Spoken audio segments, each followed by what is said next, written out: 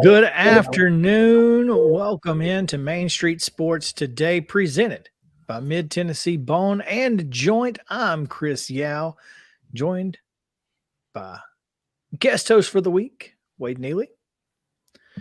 Good to see you, partner. Always good to see you.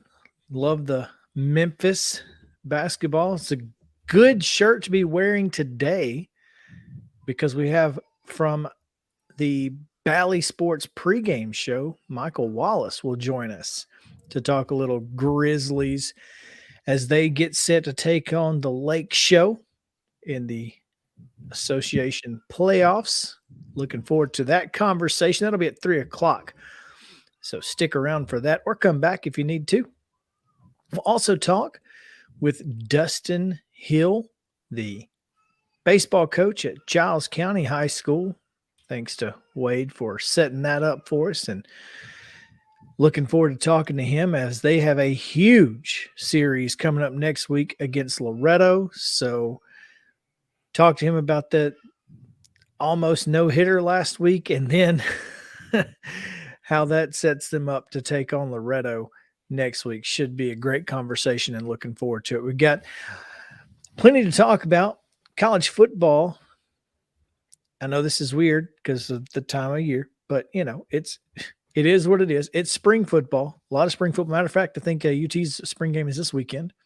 So we're going to talk a little bit about the Big 12, Wade, might be looking to take a few more than just the four corner schools. You know, when the Big Ten kind of started expanding and everybody kind of thought they might be done for the time being. Kind of interesting how that's playing out, right? Get the feeling when this thing, I don't know when the dust is going to settle, I guess, so to speak, right? No idea. I guess it'll settle when these media rights deals are done. So we'll talk about that a little bit. Also, SEC quarterback rankings. Where do they sit now that spring practice is ongoing and some folks have completed it? All of that. And of course, baseball. At the end of the show, we'll get into that as well. So plenty to talk about, plenty to get to, gonna do it.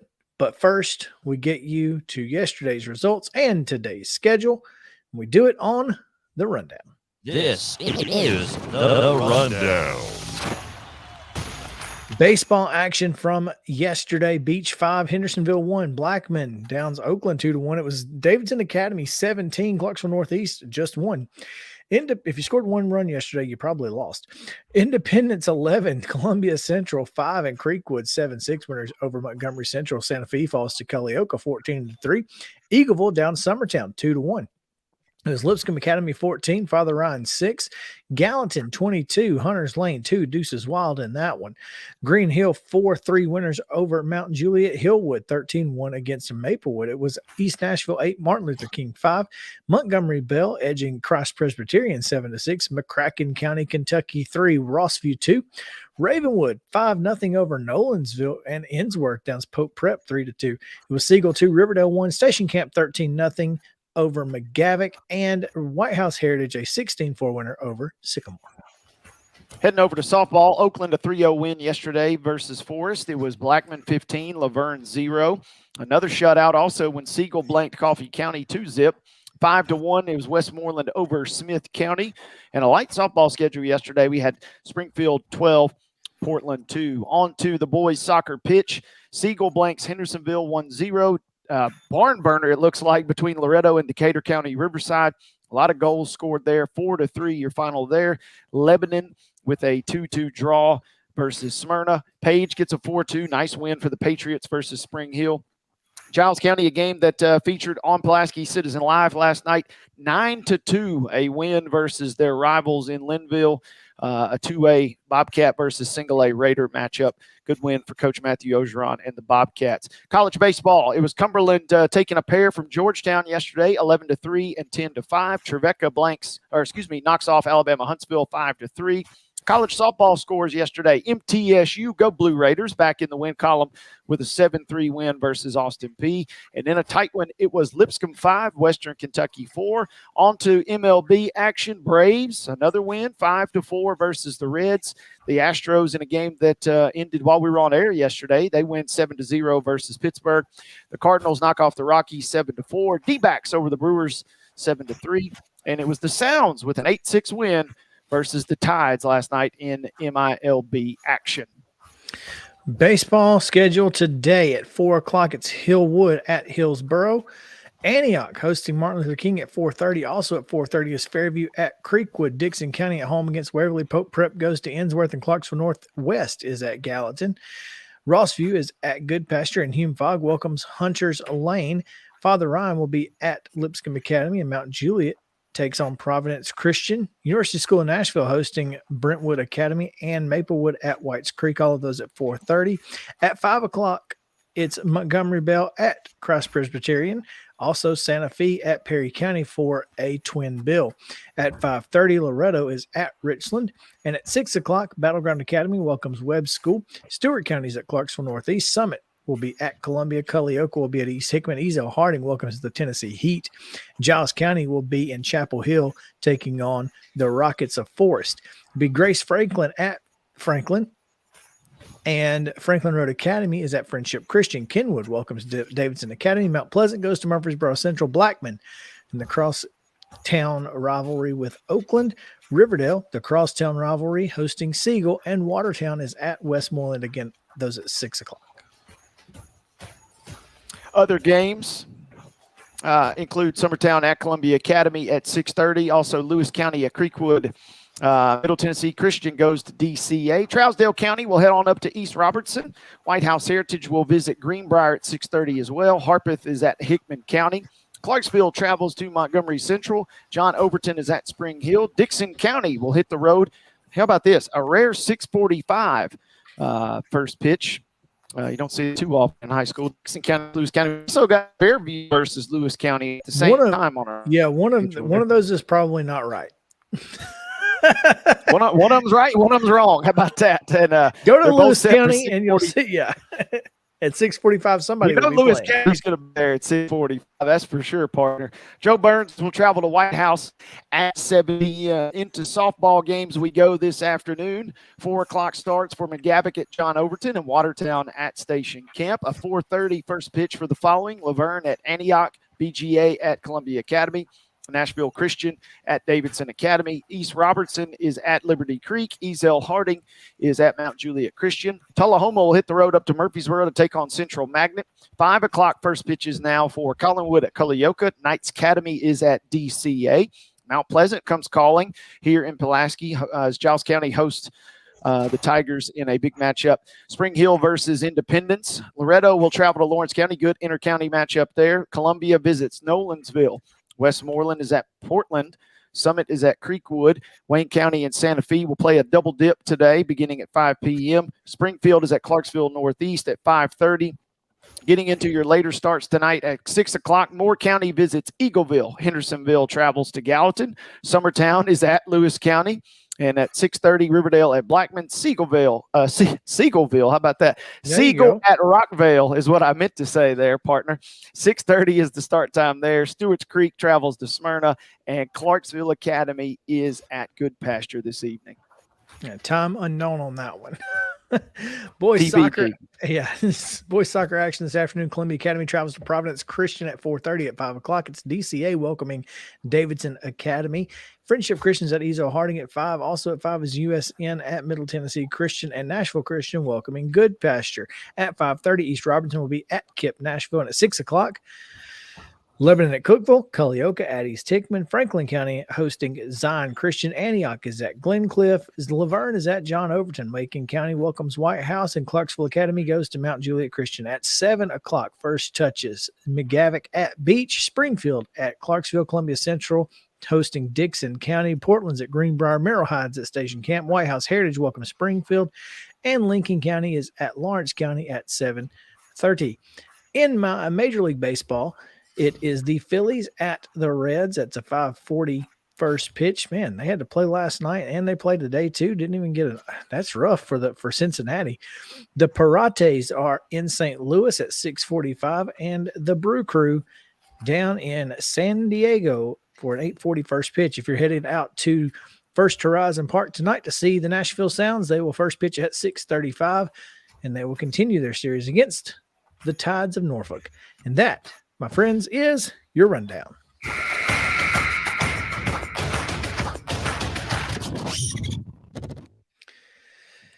Top story today coming out of the National Football League as the Washington Commanders, $6 billion have been sold. Dan Snyder to Josh Harris's group. Does he still own the 76ers and the Devils? I know he did. I don't know if he still does. I just don't know. But Josh Harris and Magic Johnson, part of the ownership group, who have agreed in principle to purchase the Washington Commanders. That's obviously pending the result of a league-wide vote in which 75% of NFL owners will need to vote in favor for that to be completed. But $6 billion. If you just had $6 billion lying around, the NFL teams is a good way to fix that, huh? Yeah, just a smooth $6 billion. And a couple things on this. You know, this is one of those deals with Dan Snyder. Until I actually see the ink officially dry on the contract, it's just not going to register in my brain that this guy doesn't own the team anymore. It just feels like we've been talking about him potentially either on his own accord or not being in charge anymore. And now finally, to the tune of $6 billion, it looks like that may happen. And I love this too. The previous record, just said a couple of months ago, or last year rather, $4.65 billion for the Broncos. So take your measly little $4.65 billion and take that on somewhere, they said. Yeah, and he's making about $2.5 billion profit on this thing. Crazy.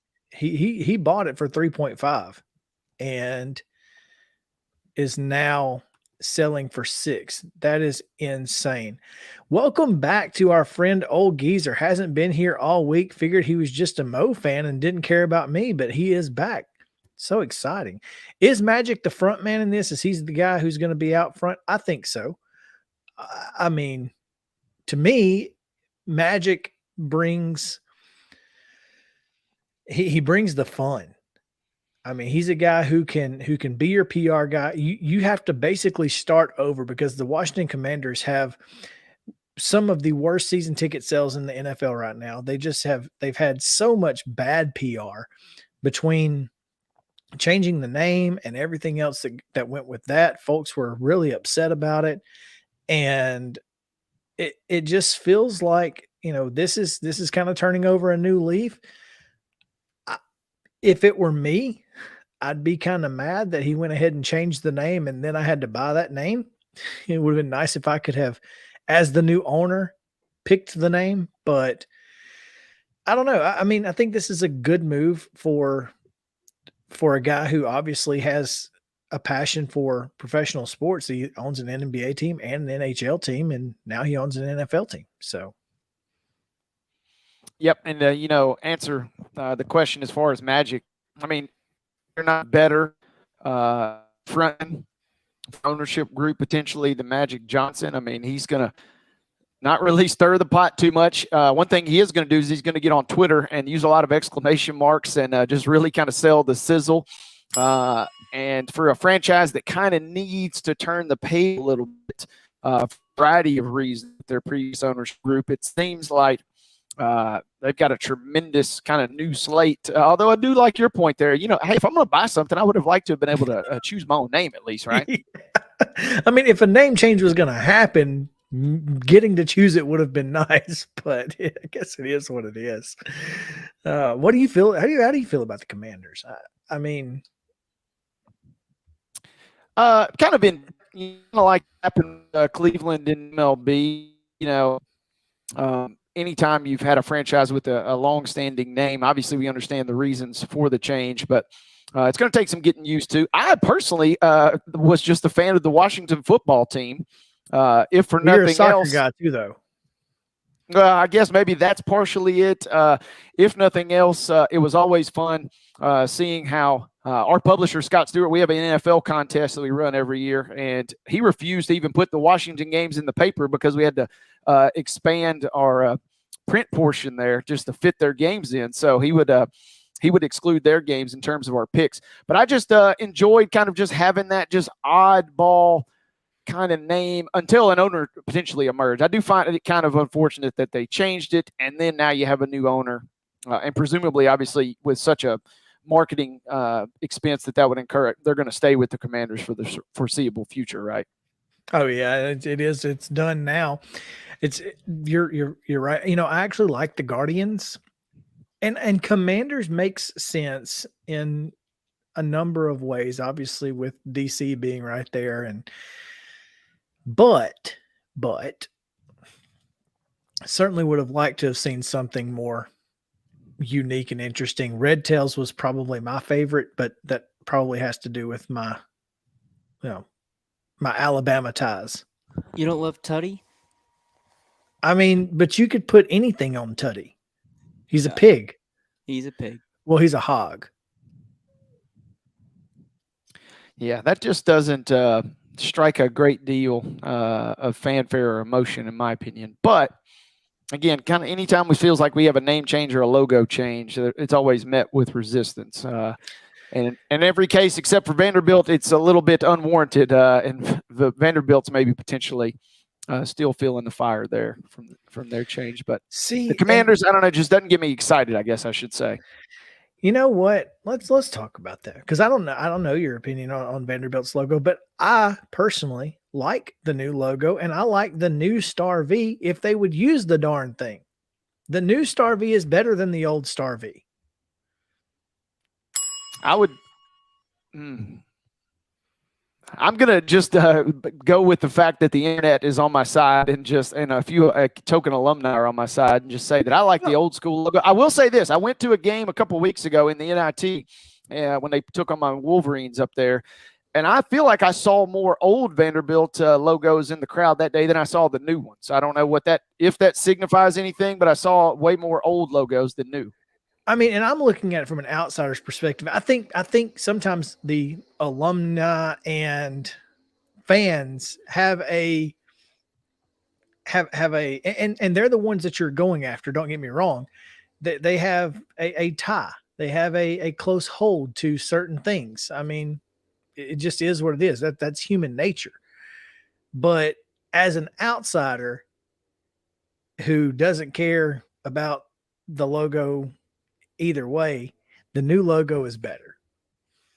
But only the star V. I don't like the V that they have, if that makes sense. But the new star V with the 5 points actually all having V's, to me, looks better. But again, that's just me. Yeah. Anyway, let's take our first break of the day. Let's see. And we will come back with Dustin Hill of Giles County, who will join us as quickly as we can get him on. And we'll also hand out some hardware. So stick around. Main Street Sports Today, presented by Mid-Tennessee Bone and Joint. We'll be back to the Lee Company studio in just a moment.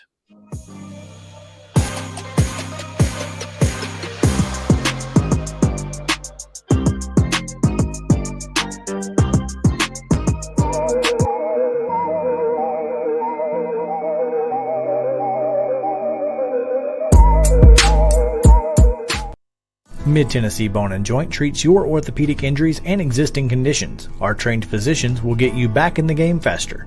Contact us at 931-381-2663 or www.mtbj.net.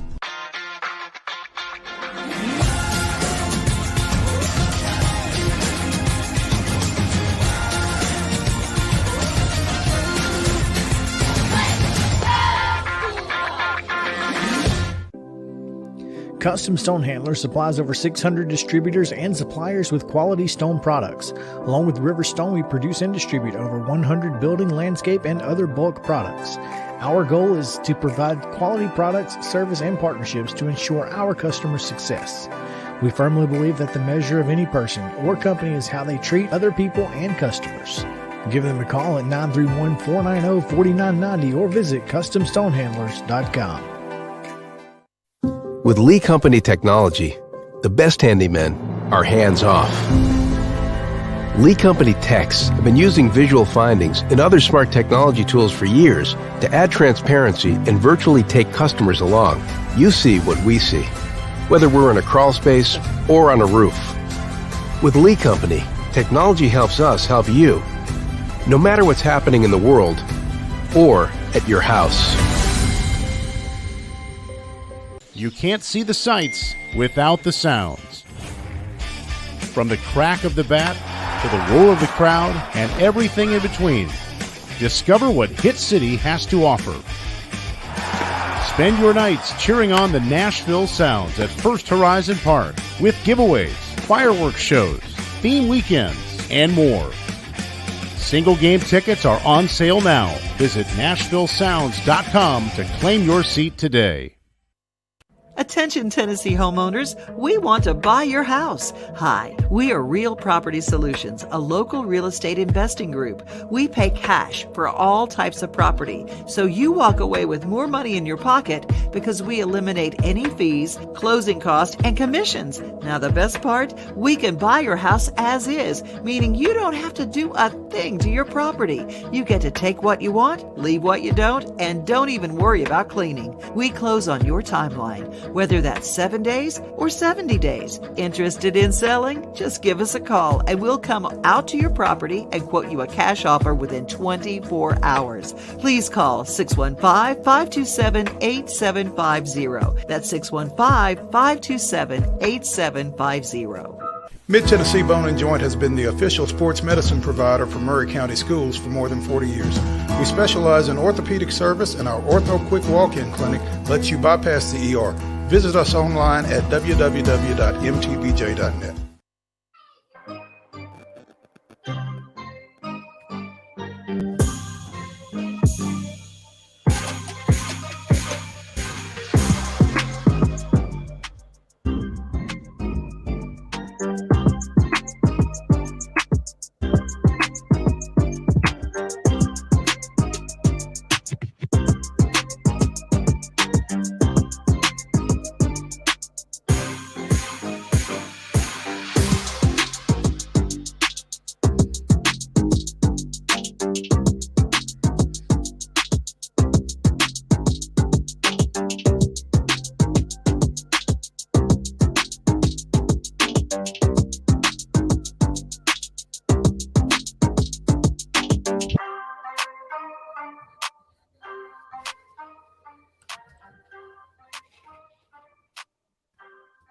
Welcome back in Main Street Sports today, presented by Mid Tennessee Bone and Joint.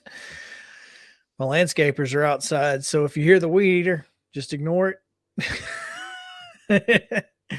Have too big of a yard. I can't handle it. But man, what a time it is to be alive with landscapers out. It's nice and springy. Spring is in the air.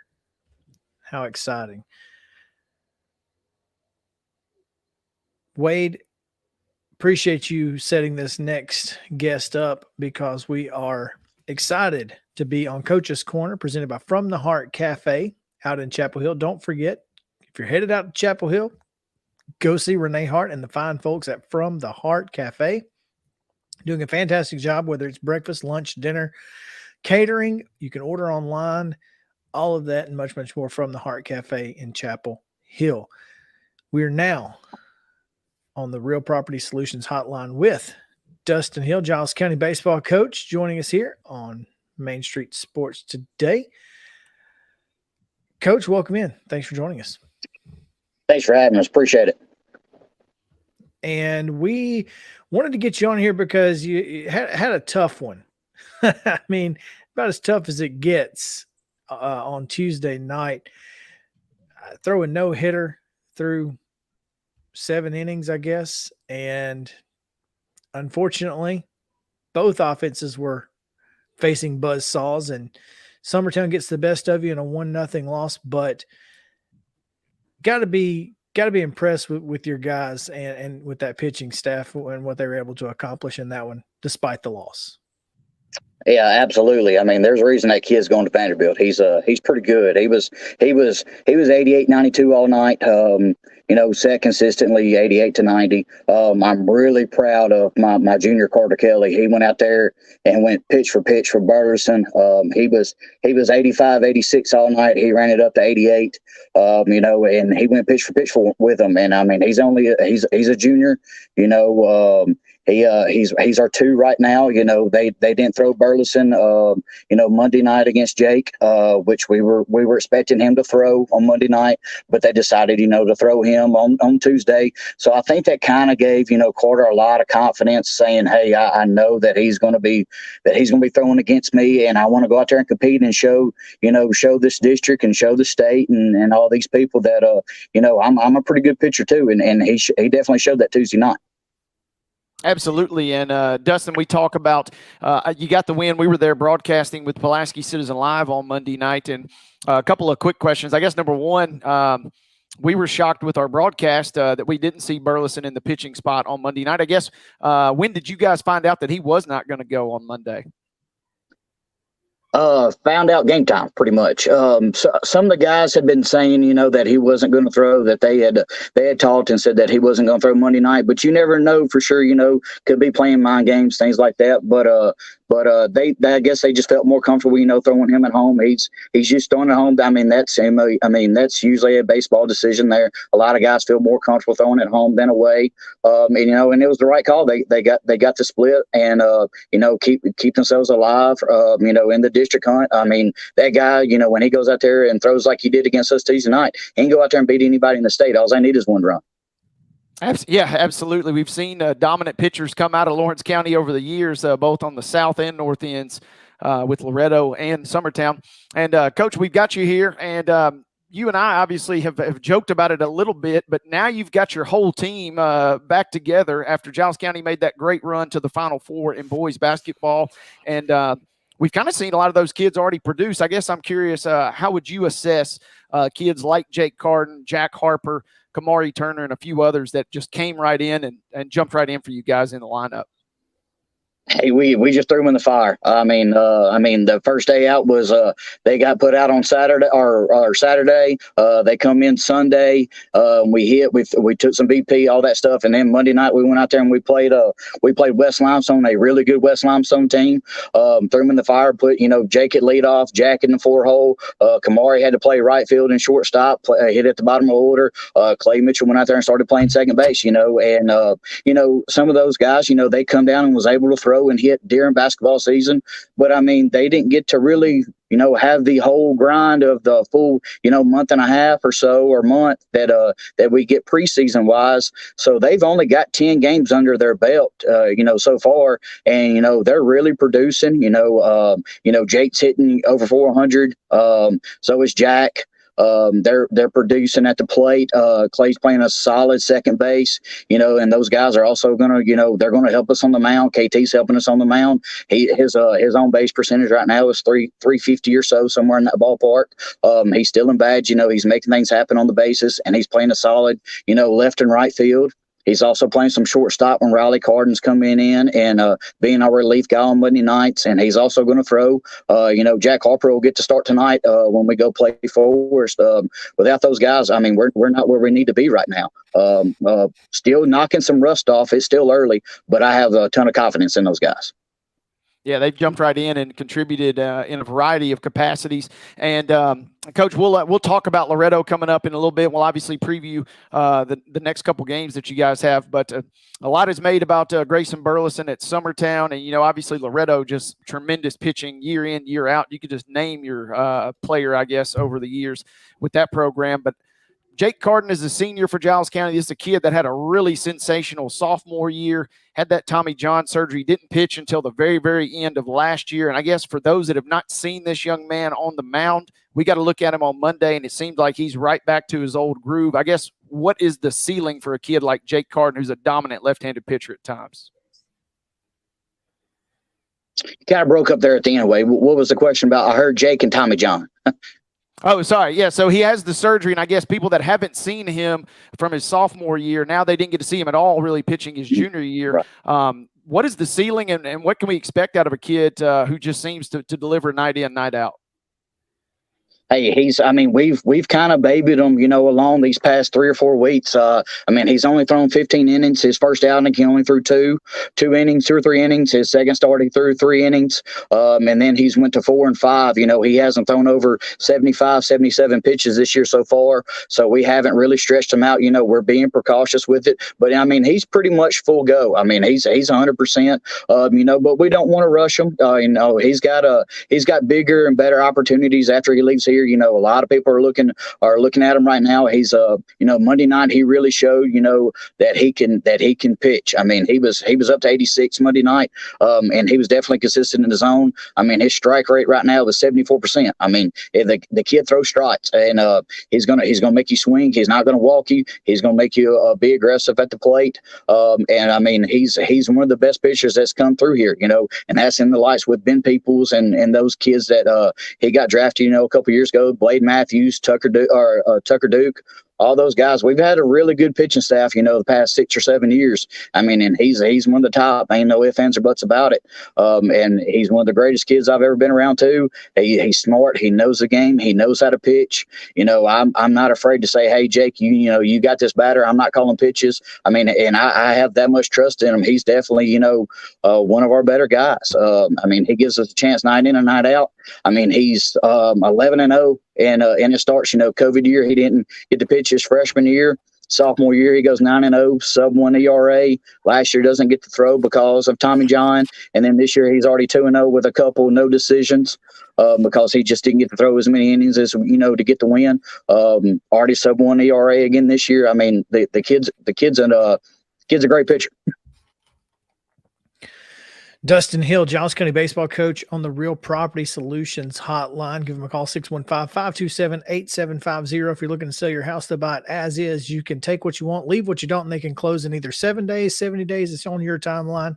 However, it is necessary. And he's joining us on Coach's Corner, presented by From the Heart Cafe out in Chapel Hill. Coach, we talked about it, or mentioned it earlier. You got Loretto coming up next week, but it's not like you guys are hurting for tough competition. Obviously that to those 2 district games against Summertown, but Forest is a heck of a team. And then Covenant Christian, who out of Alabama, pretty darn good as well. And then, just on top of everything else, let's throw Spring Hill in too. And then Collinwood again. Why is it so important for you to schedule tough games, or is it just the fact that baseball is really good in this area and you kind of can't help it? Yeah, you kind of broke up there at the end, Chris, but I think you was asking, how hard our schedule is. It's definitely these next 2 weeks is murder's row. I mean, there ain't no ifs, ands, or buts about it. The baseball is great in Southern Middle Tennessee. I mean, our district is one of the best in the state in 2A. I think you can ask anybody around the state, all the coaches, and they'll say that as well. The pitching staffs are really good around here, in our whole district. Ones and twos. You're not going to get an off night. We need to continue to see good pitching. I mean, where we need to be, because obviously our goal is to be in Murfreesboro at the end of the year.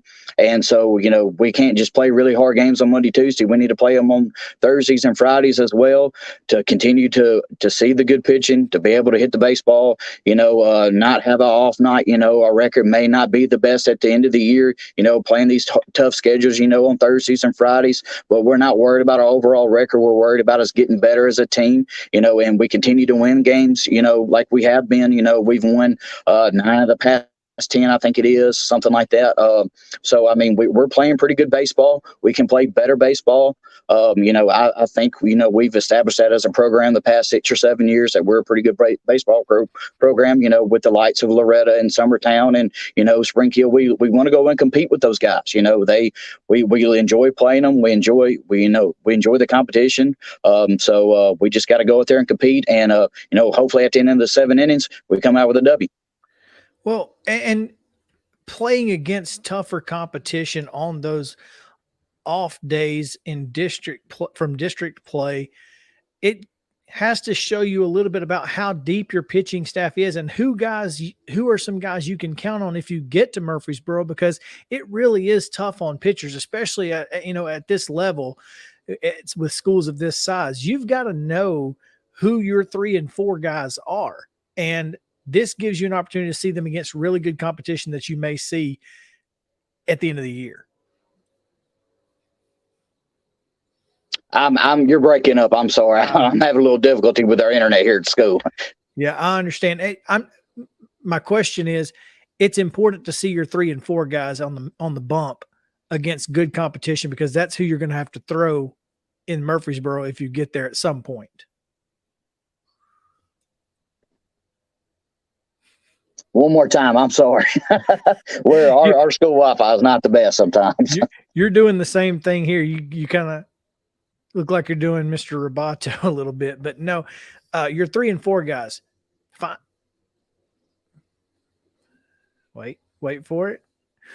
Our 3 and 4. Right now our 3 and 4. Jake's probably our 1 and Carter's our 2. Jack is going to throw tonight. He's probably our 3 guy, and then Riley Carden's our 4, but he's also one of our main relief guys. He got to save him on Monday night. He'll probably be in relief again tonight. And both those guys still can start. Our relief guys. And then a couple of weeks ago we played Forest when the basketball guys had just gotten back, and we threw Mattis Good out there, who's a sophomore, who it was his second varsity start ever. He had his first varsity start in Gulf Shores when those guys were in the basketball state tournament, and he went out there and held those guys to 2 or 3 runs, I believe it was. And we have them tied 3-3 in the 7th, and we ended up walking them. We were down 3-2 and ended up walking them off. In the bottom of the 7th. He did a tremendous job that night of holding those guys down. Our defensive played great. Our pitching staff is pretty deep, especially with those 4 top arms that we have. And you throw a Maddox Good in there, who's throwing strikes really well. He's a sophomore. You got Hunter Wilson, who's a freshman. He's going to see some action. He's probably going to throw some tomorrow in our doubleheader. Killian Hansen, several young guys are going to get an opportunity to throw tomorrow in our doubleheader. When you throw KT in there as well, who's a pretty good relief guy. We got some depth on the mound as long as they continue to throw strikes like they have been. We've really cut down on our walks this year. We're not walking a ton of guys, which is what you want to see. Walks lead to runs, and defensively, I think our pitchers know we have a really good defense behind them. So let's pitch to contact. We don't have to strike everybody out. Let's pitch to contact and let our defense work, and then go try to win the ball game at the plate. Once again, Dustin Hill, Giles County baseball coach here on Coach's Corner, presented by From the Heart Cafe. Coach, looking forward to the rest of this year. I know Wade's going to have some games on the on Pulaski Citizen Live, and we'll be listening and rooting for you guys. Obviously, big one on Monday and Tuesday at home against Loretto on Monday at 6:30 at Sam Davis Park, and then you'll go to Loretto on Tuesday. Good luck. It's going to be a good one.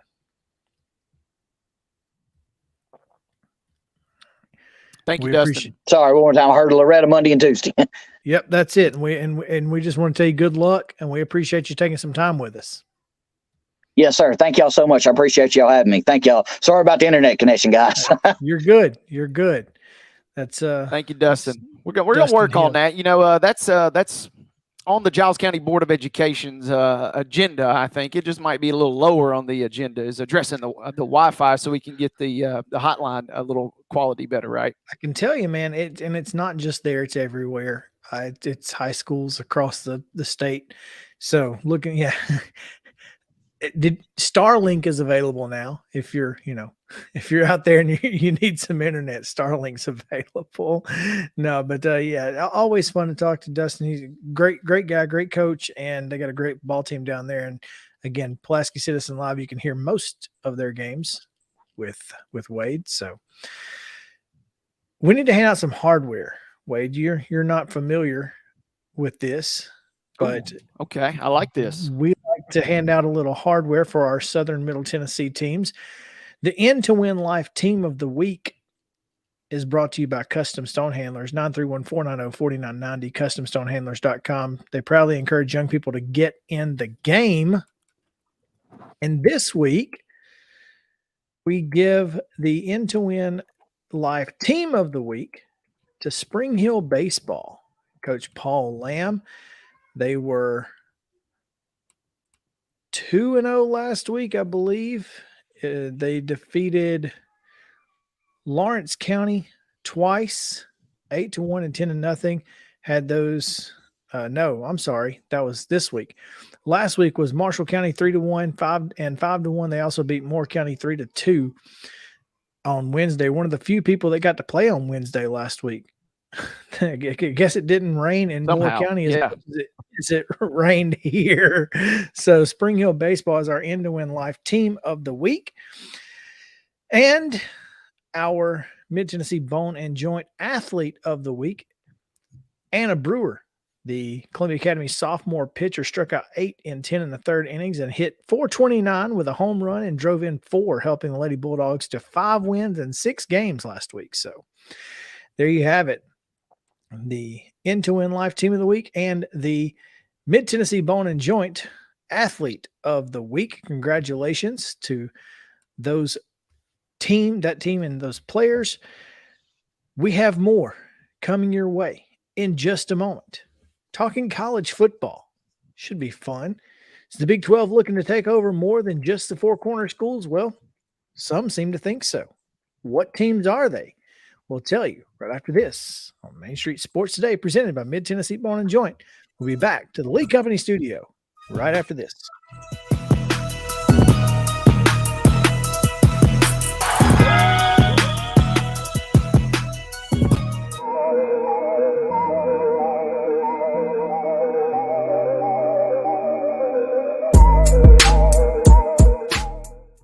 Attention Tennessee homeowners, we want to buy your house. Hi, we are Real Property Solutions, a local real estate investing group. We pay cash for all types of property, so you walk away with more money in your pocket because we eliminate any fees, closing costs, and commissions. Now the best part, we can buy your house as is, meaning you don't have to do a thing to your property. You get to take what you want, leave what you don't, and don't even worry about cleaning. We close on your timeline, whether that's 7 days or 70 days. Interested in selling? Just give us a call and we'll come out to your property and quote you a cash offer within 24 hours. Please call 615-527-8750. That's 615-527-8750. You've been putting back a few, and a few becomes a few too many. For a moment, you think about calling for a ride. Nah, you live nearby. What's the worst that can happen? You get pulled over, your insurance goes up, you lose your license, you total your car. you kill someone.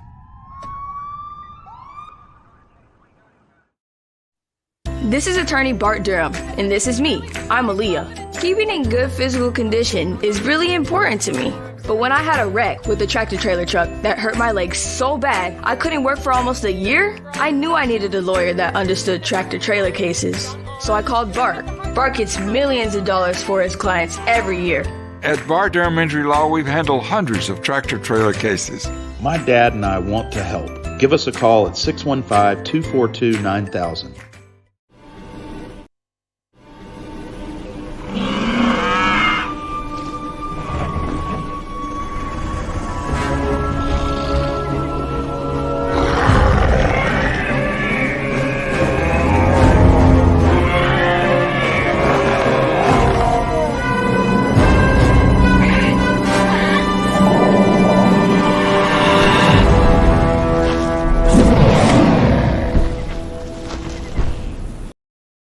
Walmart Supply Chain is hiring in Lebanon. Earn up to $22.25 an hour when you join our new fulfillment center. Enjoy competitive pay and premium perks, including 100% paid college tuition, 401k match, flexible schedules, a free Walmart Plus membership that includes discounts, and free Paramount Plus, paid time off, and so much more. Fulfilling work starts right here.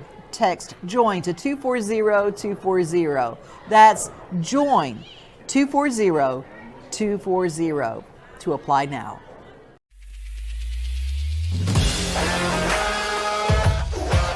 Hockey in Music City just hits different. It's one big honky-tonk party. It's the sea of gold in the crowd, the goals, the saves, the celebrations. It's an experience like no other. Experience Predators hockey all season long.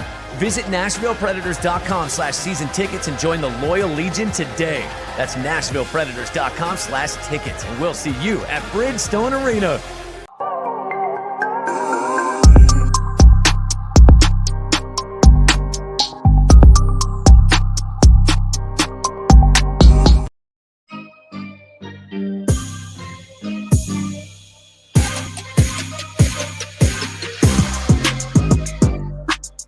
Welcome back in Main Street Sports Today, presented by Mid-Tennessee Bone and Joint. Chris Yao, Wade Neely with you in the Lee Company studio. Glad to have you with us as we are getting ready for a little NBA talk here in just a few moments at 3 o'clock with Michael Wallace, who will join us from Grind City Media. You've also may have seen him on the Grizzlies pregame show on Bally Sports. So looking forward to talking to him about the upcoming playoff series against the Lakers. Should be fun. But right now we're going to talk a little college football because earlier today, Wade, it was there was a tweet that went out from Greg Swaim of the Swaim Show, obviously 35-year veteran of television and radio. I don't know what his sources are. I just don't. I don't know if he has any idea what he's talking about or if he's 100% accurate. But he has a tweet that says, word of 2 schools about to get into the Big 12 have been going strong this morning. He says, I have no idea if it's 2 current Pac-12 schools or San Diego State and another non-Pac-12 school in the West. He's heard both, but the consistent story is just 2 for now. But that would be in addition to the 4 corner schools, apparently. Wow. So, that being said, someone else said they had sources saying that Colorado could vote as early as Monday on leaving the Pac-12 for the Big 12, and the Colorado AD quote tweeted and said it's just not true. Now, I'm not going to be the next head coach at the University of Alabama, so there's that. I mean, the 2 schools that I'm seeing are Oregon State and Washington State. And I find those 2 schools particularly interesting because they don't necessarily scream, eyeballs but it would, but taking them away would almost cripple the Pac-12. So I don't know if that's what their goal is, but this is crazy. If you get 6 teams from the Pac-12 to join the Big 12, I guess that'd be 16 teams in the Big 12 at that point? It'd be more than that, wouldn't it? It'd be more than that. Be more. And I kind of like your thought process there. You know, maybe we can't pluck some of the bigger schools until maybe we siphon some of the smaller schools and kind of cripple, take the Pac-12's knees out, so to speak, and then have them topple over. And then you could grab those other schools on the way down. Very interesting. Nothing about it certainly screams eyeballs, like you mentioned. Those 2 schools in particular.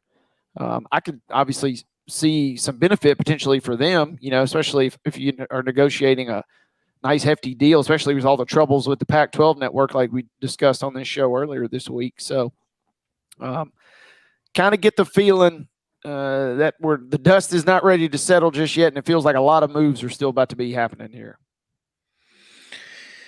He's saying that it's not this would not be the 4 corner schools. This would be Colorado, Arizona, Washington State, and Oregon State. So no Arizona State and no Utah.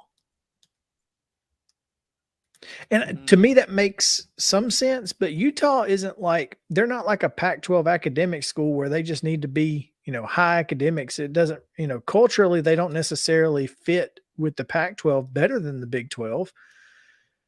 But I guess logistically they could. I don't know.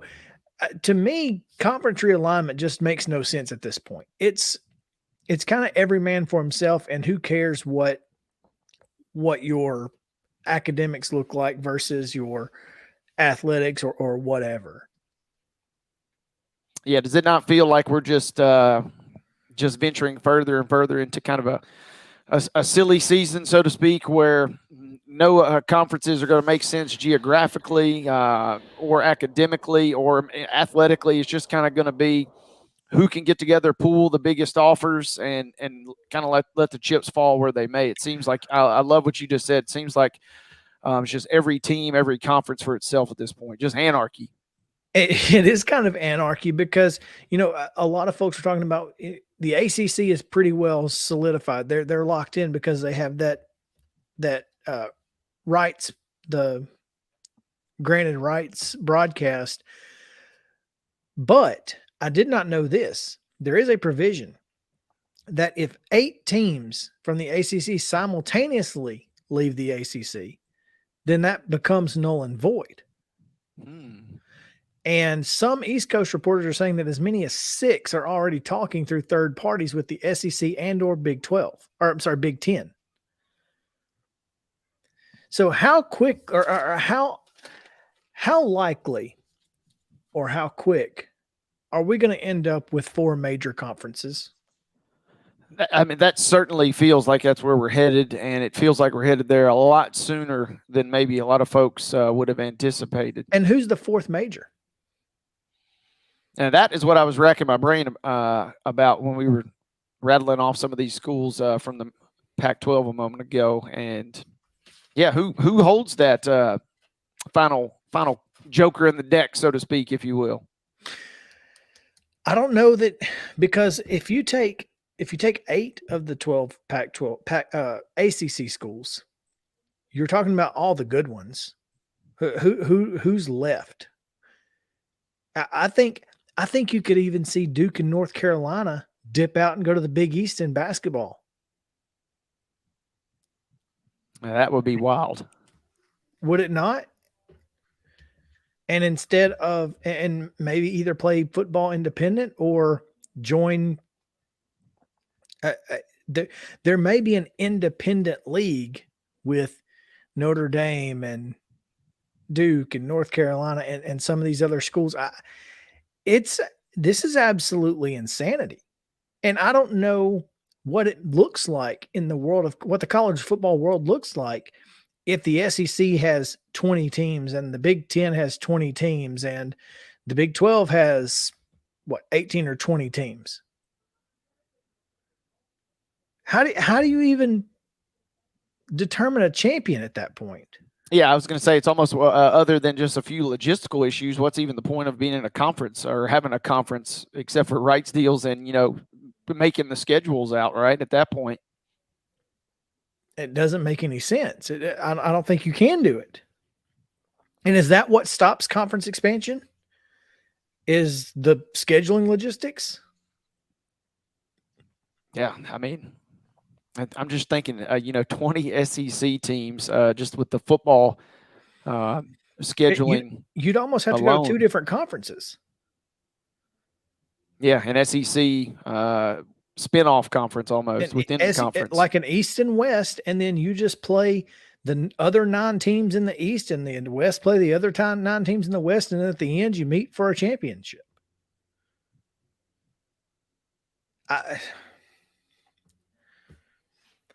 This is anarchy, absolute insanity.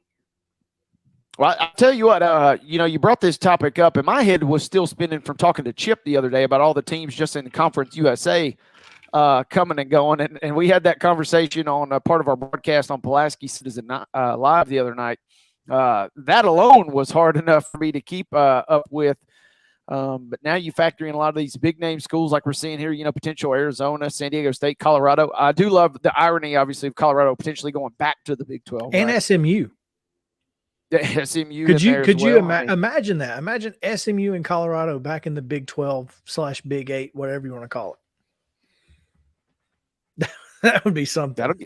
That'll get you in your feels right there. All of a sudden, the vintage merch market would just skyrocket again, right? It's kind of like USFL stuff, Grandpa's got his Colorado Big 12 sweatshirt, and he's saying, "Man, all of a sudden, this thing's back in style again."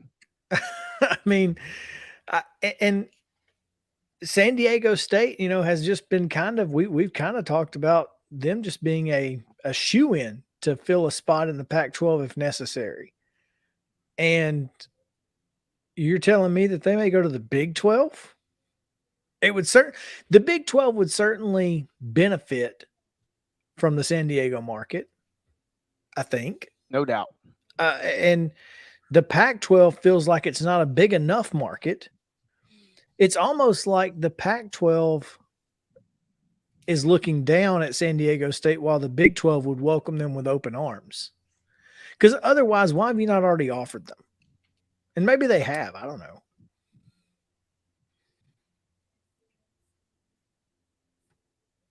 $32 million, a lot better than $9 million. Yeah, man. And this thing just. And how many times, we saw with the Big Ten, was it last year? We've known obviously about Texas and Oklahoma for a couple of years now, but you kind of think, okay, when is the carousel finally going to stop spinning, or when's the musical chairs? When's the music finally going to stop? And it felt like we had reached a little natural kind of stopping point, and then round and round, here we get ready to go again, it seems like. It never stops in college football, does it? Nope.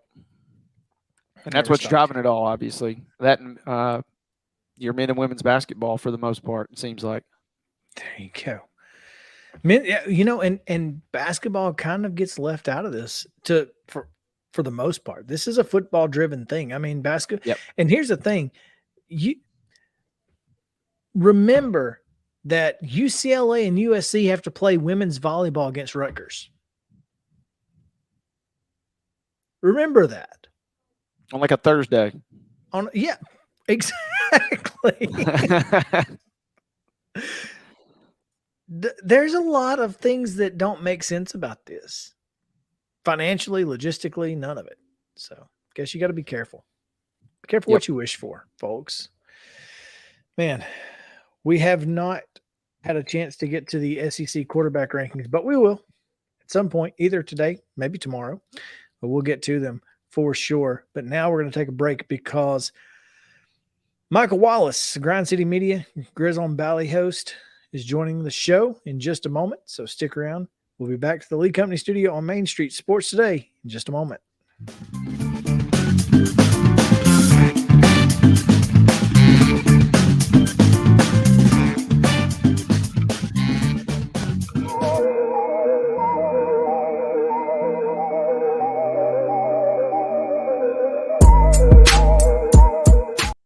Mid-Tennessee Bone and Joint treats your orthopedic injuries and existing conditions. Our trained physicians will get you back in the game faster. Contact us at 931-381-2663 or www.mtbj.net. With Lee Company technology, the best handymen are hands-off. Lee Company techs have been using visual findings and other smart technology tools for years to add transparency and virtually take customers along. You see what we see, whether we're in a crawl space or on a roof. With Lee Company, technology helps us help you, no matter what's happening in the world or at your house.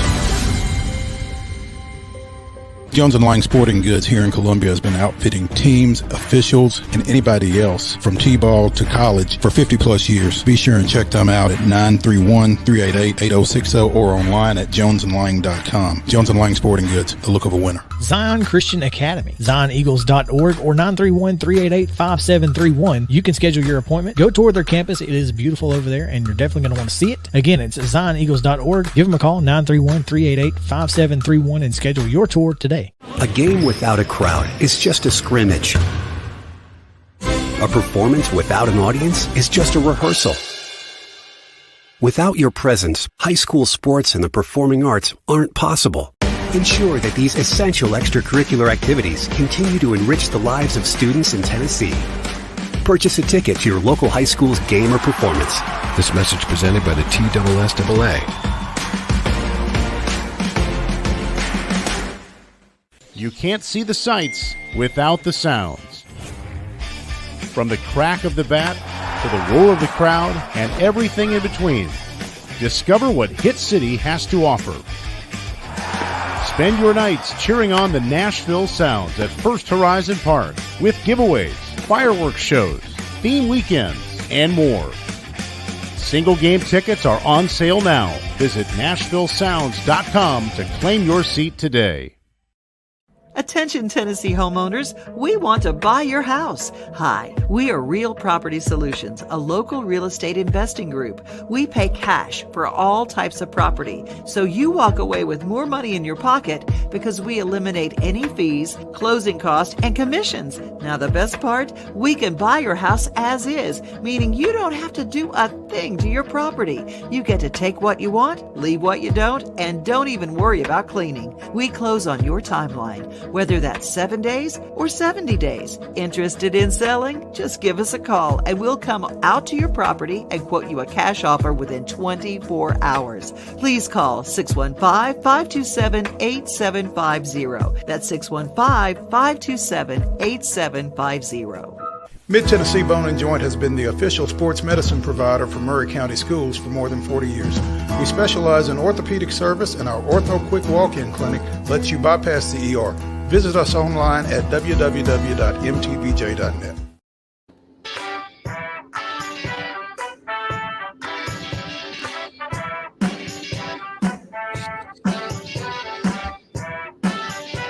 Welcome back in Main Street Sports Today, presented by Mid-Tennessee Bone and Joint. Chris Wade Neely with you here on this Thursday edition as we are getting ready for a big weekend in Tennessee. Not only will the Memphis Grizzlies be taking on the Los Angeles Lakers on Sunday, but if you're traveling east to west and you happen to be near Fayetteville on Saturday, the Slawburger Festival is taking place, so watch out.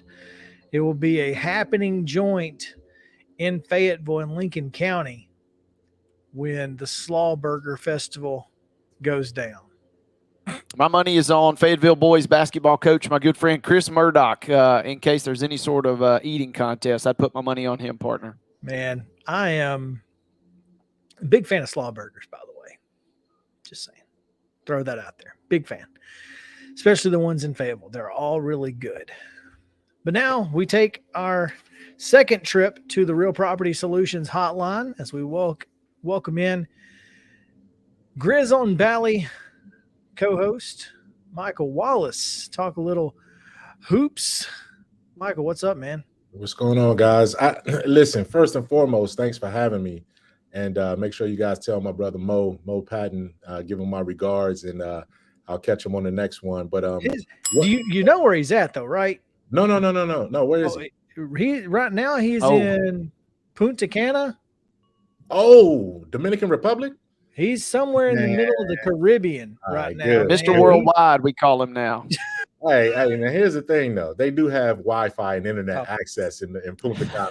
Right? San Juan. He's in San Juan. I'm sorry. He's in Oh, Puerto Rico. San Juan, Puerto Rico. Okay. I've been there. Well, good for him, man. I'm glad he's getting some R&R. But you guys got to tell me first and foremost. My question: slaw burger. What is a slaw burger? It's a burger with like a vinegar slaw on it instead of lettuce and tomato and all that. So it's pretty good. It's pretty, and you would know putting vinegar slaw on a sandwich is not unheard of in Memphis, right? No. So that's the barbecue pulled pork. I got you, but it's just with a burger. Exactly. Of pulled pork. Okay. Hey, that sounds fantastic. All right, cool. I just like to make fun of Fayetteville. I'm gonna be honest with you. But looking forward to this weekend, man. And obviously, folks who didn't get a chance to catch LeBron in the regular season because he was out, get a chance to see the King as he comes to town this Sunday. But can't be the King in Memphis, can he? Because his name's not Elvis. So I don't know. What do we call him when he comes to town? Loser? Well, hey, you hopefully call him 0-1. You know what I mean? After Sunday, right? That the Lakers are down 0-1. But LeBron James, man, you have a chance, particularly this season where he surpassed Kareem Abdul-Jabbar to become the all-time leading scorer of the NBA, to get that kind of legend in your building for round one of the playoffs. You couldn't ask for a better atmosphere in Memphis. And as we do this, you're probably going to hear some hammers banging and some saws buzzing because there's a lot of energy in our building right now. My office is at FedEx Forum, so I've been able to walk around and see the guys practicing and see all of the things that are going up around this building. So Nashville is only a 3-hour drive, man, and I know a lot of our football fans here drive that way to get to the Titans games and the Predators games, and hopefully we get a lot of our Nashville fans coming that way. Coming back this way, because if they can get in the building, it's going to be a raucous environment, and a lot of people can't wait. But yeah, we'll call them 0-1 because I hope the Grizzlies can get that first victory on Sunday in Game 1. Perhaps there will be one from Middle Tennessee making his way. Maybe Wade. Yeah, hoping to get down for at least one game this series. Grindhouse postseason veteran, and I guess Michael, my question for you is, I'm definitely of that old school grit and grind era where we had those great playoff runs. And my immediate question with LA coming to town, a lot's going to be made about the post play in this series, it seems like. And we saw them struggle a little bit last year in the first round in the post versus Minnesota. How is Memphis going to try and tackle what should be a quality post presence when you talk about a guy like Anthony Davis this weekend?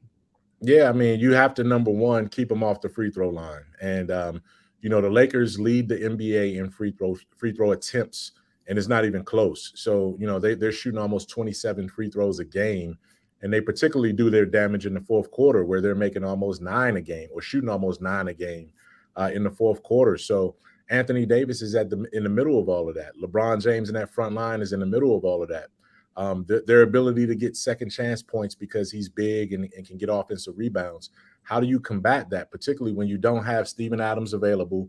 And really Brandon Clark is another backline guy. 2 guys, 2 bigs you don't have.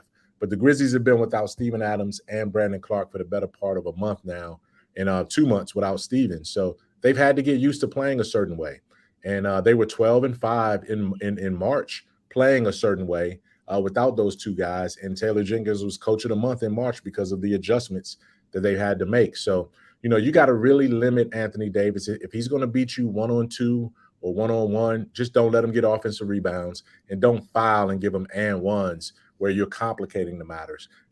Limit them to 1 offensive possession, 1 shot per possession. And if he misses it, then you go the other way, beat him down court, and try to get some transition points to, break up that slugfest that the Lakers want to get you in. Absolutely. And, we saw it the other night in the play-in game. They shoot a bazillion free throws, and Timberwolves shoot the 3. How about the 3 free throws from former Grizzlies legend Mike Conley? That first one was real sketch, but he made the next 2 to look pretty nice. And I guess I was a little conflicted. I'm curious were you rooting maybe for Conley to get a chance to kind of come back for that emotional, coming home in the postseason, or were you really maybe hoping that LeBron and the Lakers were coming to town? Honestly, I was conflicted. Like my emotions went from one end to the other as I watched that game unfold. Early on, for the first 3.5 quarters, I was going for the Minnesota Timberwolves. And then towards the end, I said, okay, you know what? Let's go ahead. And now that I see how wounded and how limited the Lakers can be, now I want to see the Lakers come in here and I know they'll catch the Grizzlies' full undivided attention from game one. So Mike Conley is clutch. And I was proud of him for making those threes, those 3 free throws, man. That was big time. And, he did his thing. And then, but beyond that, before I had, 5 years of being around Mike Conley, when I got to Memphis, the previous 10 years I spent around LeBron James, covering him in Miami and in different places, but more intimately in Miami, when I was with ESPN. So, I both of those guys have a soft spot, with me, and I want to see both of them do well. And I don't want to see LeBron do too well, though, where he's putting the Grizzlies out. But at the end of the day, I know a legend and an all-time great when I see it. And I'm so happy for him and his family for what he's accomplished.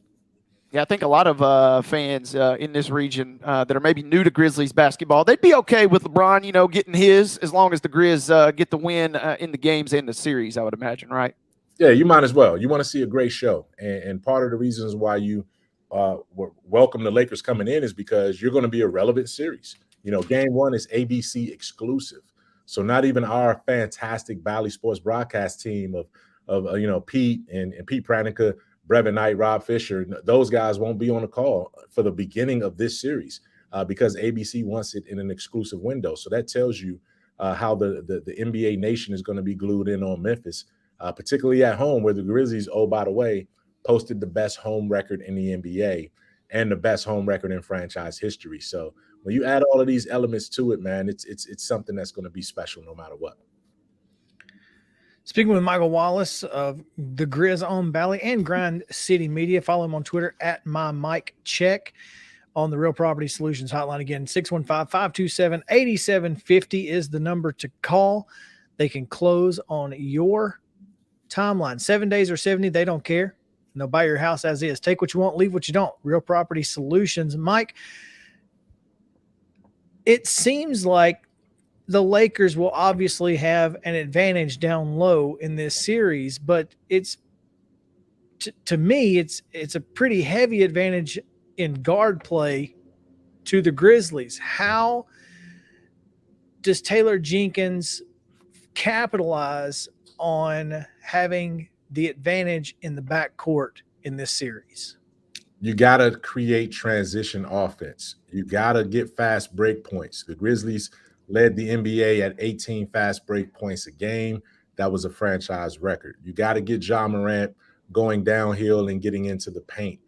You don't necessarily want to have to do that in a half-court setting, but if you can force turnovers and create transition opportunities, then you're scoring in the paint that way too.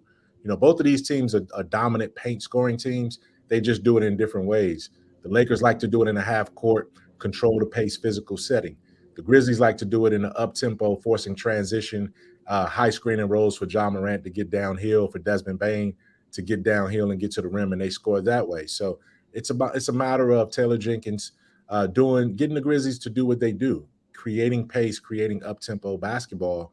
But you got to do that by getting stops. You're going to see the Lakers try to slow down the tempo as much as possible. And you're going to see the Grizzlies do everything they can to loosen up that tempo, whether that means running on misses and running on makes. So when the Lakers make a shot, expect the Grizzlies to get the ball right out in transition as much as possible to even try to beat them downfield, down court, and create 5-on-4 and 5-on-3, easy offense, early offense type opportunities. And that's how you do it when you have Ja Morant. And utilizing that advantage in the backcourt. Because I agree with you. The Grizzlies, I think, clearly have a backcourt advantage. And I think the Lakers clearly have a frontcourt advantage. Got to keep Austin Reeves without the ball.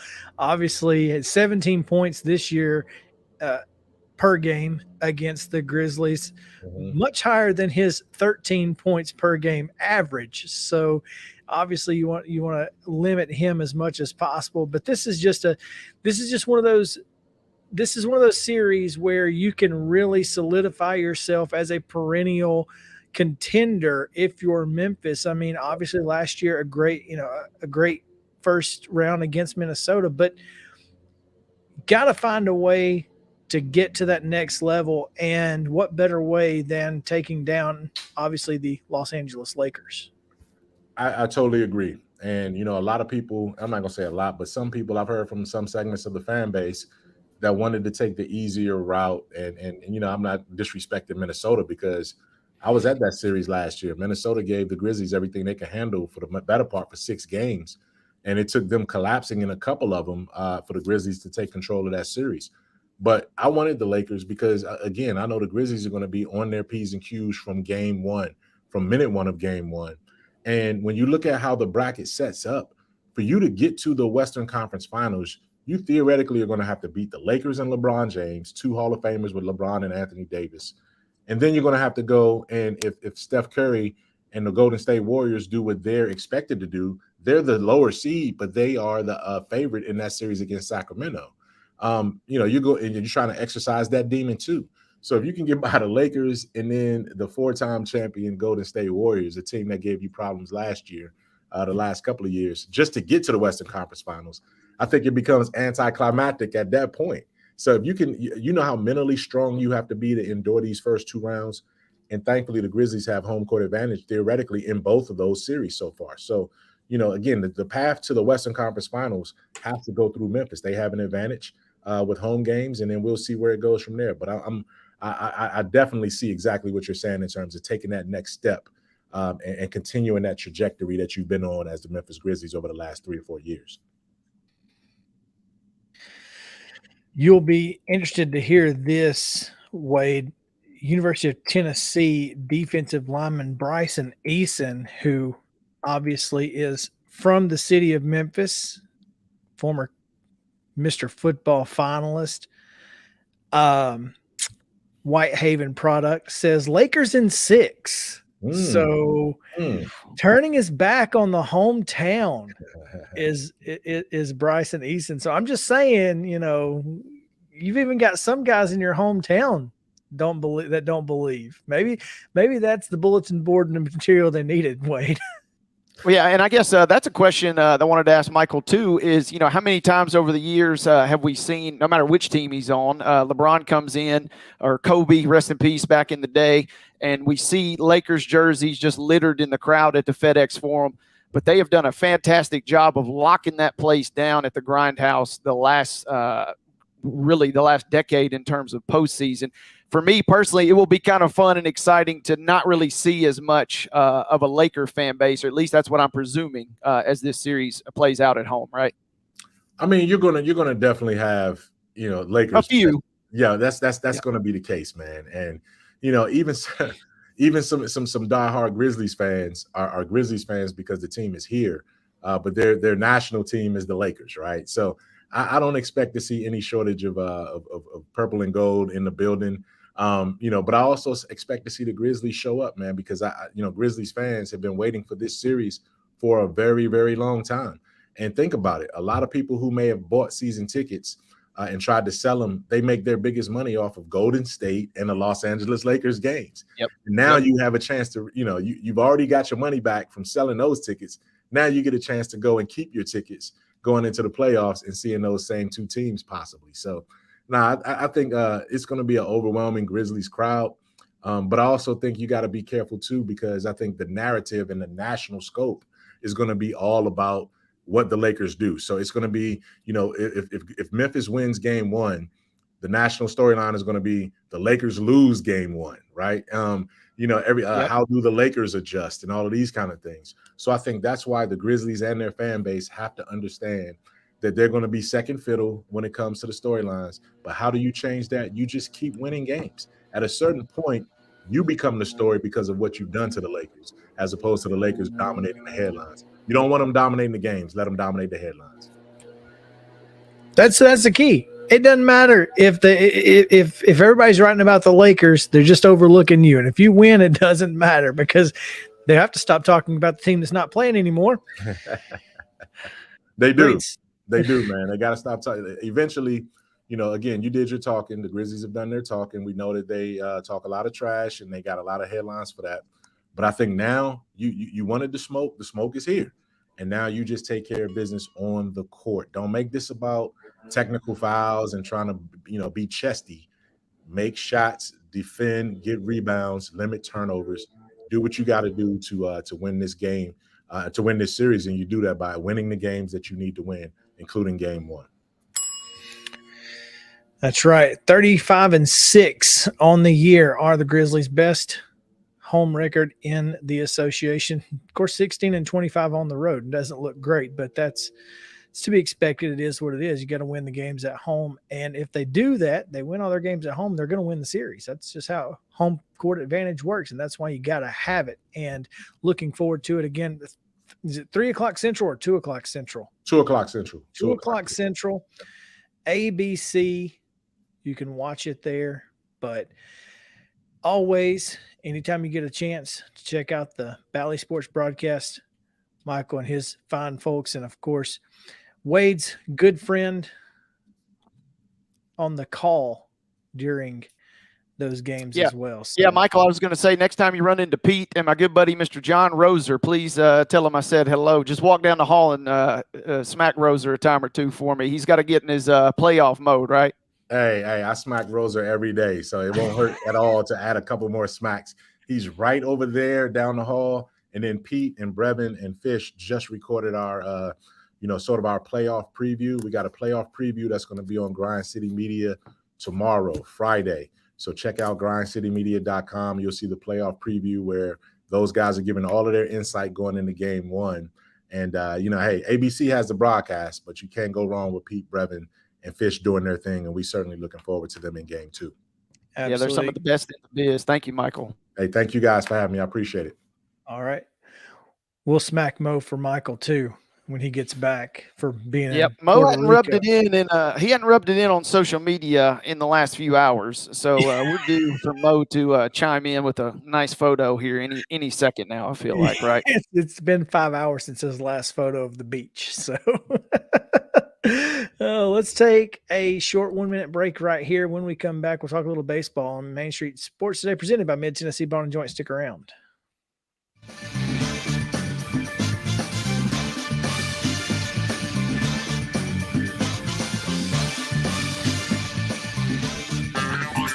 This is Chris Yao with Main Street Sports Today. Every show, Mo Patton and I welcome friends from all across the sports landscape, from high school coaches and reporters to national, college, and pro sports personalities. You never know who might stop by for a chat. AP Tennessee Sports Editor, 3-time Tennessee Sports Writer of the Year 2020 TSWA Hall of Famer. She covers the Titans, the Predators, the Grizzlies, college football, and hoops. Please make welcome Teresa Walker. Former University of Tennessee, former Team USA Olympian, ex-Cy Young Award winner, R.A. Dickey. R.A., did I miss anything? Man, that was sweet. Yeah, I need to listen to that before I go to bed every night. That was nice. Has 5 sports Emmys. That's not bad for the other guy in Wham, Ryan McGee. The other guy in Wham married the best looking girl, Bananarama, so the other guy in Wham had a pretty good life. From preps to pros, we're taking on the sports topics you care about. Tune in across Main Street Media social platforms at 2 p.m. or on demand on your podcast distribution platform of choice.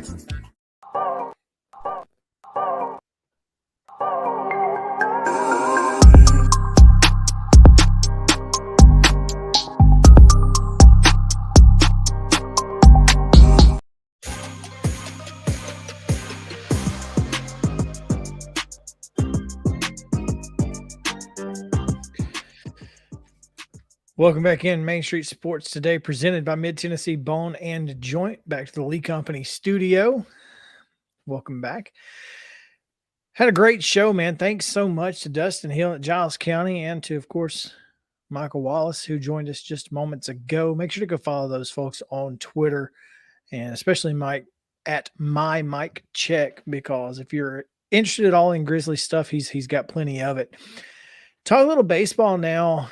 And we'll go into this day in Braves history as we go all the way back to 1953, where on opening day, the now Milwaukee Braves get a 3-hit pitching from Max Serkant. And the former Boston Braves win their first game as the Milwaukee Braves, beating the Reds 2-0 at Crosley Field, back when Cincinnati was the every year opening day. Hey, I miss those days. Cincinnati should always be the first game played. But yeah, what happened with that? It's a great question. I don't know. I don't love it though. I wish the Reds were always the first, but it is what it is. Represent Milwaukee. Yeah, 2-0. And speaking of 2-0, I only got to catch a little bit of the Bravos last night, and it was not a great start. They were down 2-0 at one point, and was pleased to see them come back and get the win, though. Went down 2-0 in the first inning. Spencer Strider kind of struggling right now. He's essentially he's lowered his velo to try to go later into games to kind of pace himself. But when you only have 2 pitches, you kind of got to be unhittable with those 2 pitches.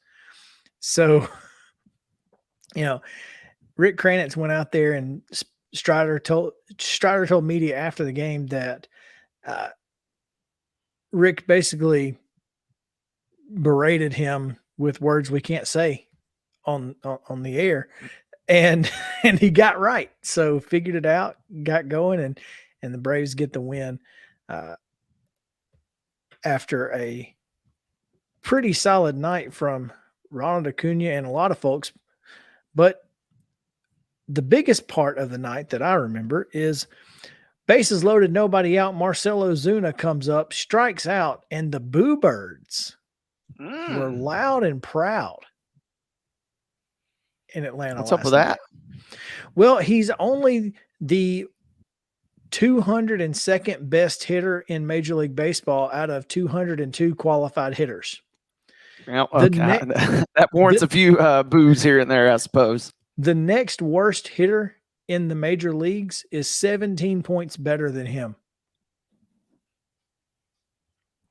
Can you play the audio?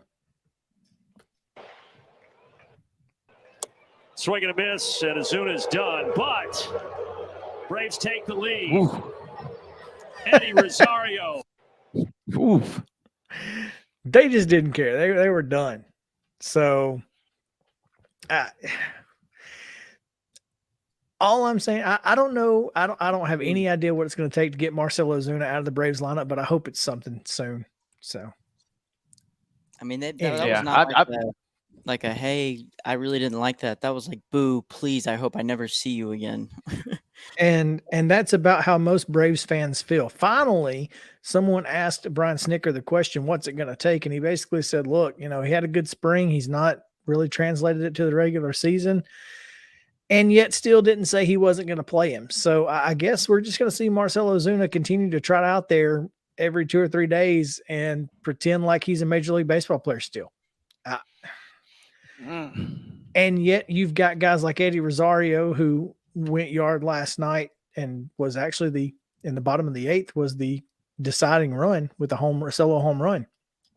And Sam Hilliard in center field when Michael Harris II comes back. If Marcell Ozuna is still on the team, I think we got a problem. But I don't know. Who am I? What do I know? What's going on with your Stros? They got the nice win yesterday. They're off tonight and kind of getting ready. Nice little day off. And then you and I mentioned it a couple times. I'm just all in on this Braves Astros series. I fully expect a token appearance, good or bad, the following Monday after that next weekend series. We'll have to have you on for that for sure. And Mo will beat me down, or I'll be able to puff my chest out, I suppose, a little bit. But Houston's going to get the Rangers. You got the loans. Houston finally gets a division game coming up this weekend versus Texas. Maybe a chance to get back in the swing of things at Minute Maid there over the weekend. Well, looking forward to the Royals next week. We'll have Royals fan Heather Williams on Wednesday, so we'll either get to talk trash or we won't.